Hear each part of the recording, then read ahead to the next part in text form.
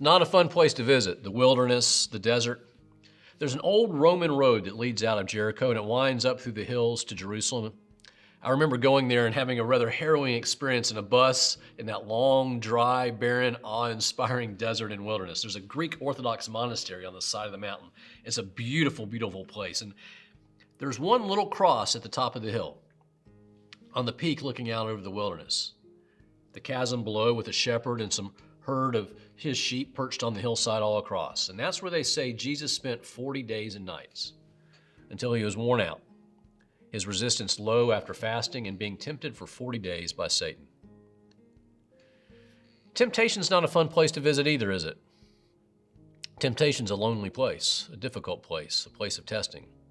But that's where Jesus is in the gospel reading today, right in the center of temptation. He's already been tempted for 40 days, and then Satan goes straight for his soul. He plays hardball. Satan comes back with 3 final temptation doozies after 40 days of temptation. If Jesus, think about it, if Jesus, the Son of God, is opposed by the strong forces of evil, if he's not exempt from them, who is? Lent's a good time to be reminded of that, and that's why we pray, fast, and give alms. Those are designed to help you and me overcome temptation, to be anything less than the best version of ourselves. Satan's message is clear. Get all you can, Jesus. Look at the splendor. Look at the sparkle. It's all yours. Don't worry about God. Don't worry about pleasing him. Please yourself, Jesus. That'll make you happy. Simply worship me, because the devil is all about getting.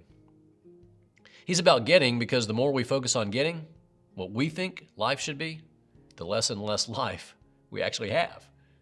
You can call it acquisition, you can call it purchasing, you can call it consuming, call it what you want, but you and I live in a culture of getting. It is we. Getting even, getting my way, getting what's mine, getting while the getting's good, getting all I can, getting what I want out of life, getting. And no matter how much we get, we still want more. We get what we want, and life's still not right.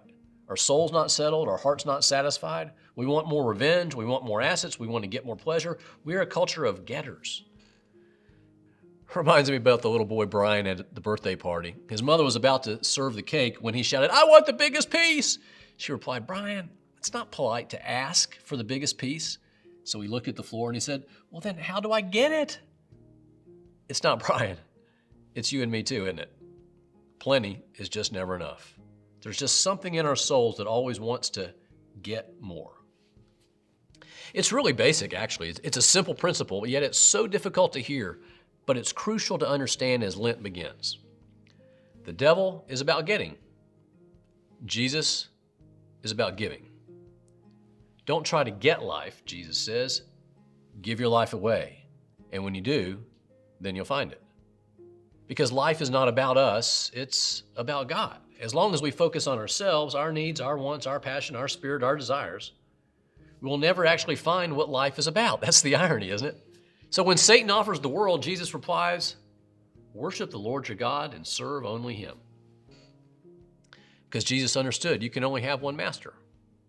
You can serve whatever you choose, your passion, your desires, all the world's stuff, or you can serve God. Just know, Jesus says, that to serve anything other than God is to choose Satan. To serve Jesus, God, is life itself. In other words, do you want life? Give it away. That's why Lent's just so powerful. It's about these simple habits. Pray, fast, give. Habits that help you give your life away to God.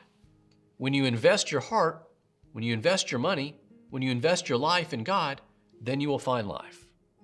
It's funny who understands that. Matt was a forklift driver. He lived near Detroit.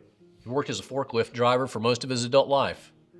Even when he was 78, he was still driving that lift.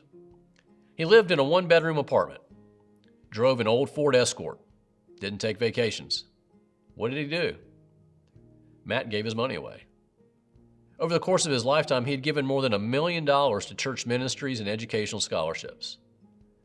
He said, "Big house, big car, that doesn't excite me.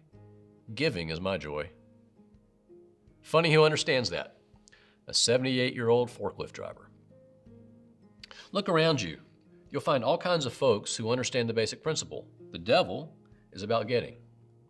Jesus is about giving. You'll find women in your parish leading groups for teenagers to give faith. You'll find business leaders gathering to serve on mission teams to Haiti and Honduras to serve the poor, to give their lives away. You'll find men participating in small groups to encourage each other and pray together, to share life. It's kind of funny who understands it best. You just never know who. The devil is about getting. Jesus is about giving.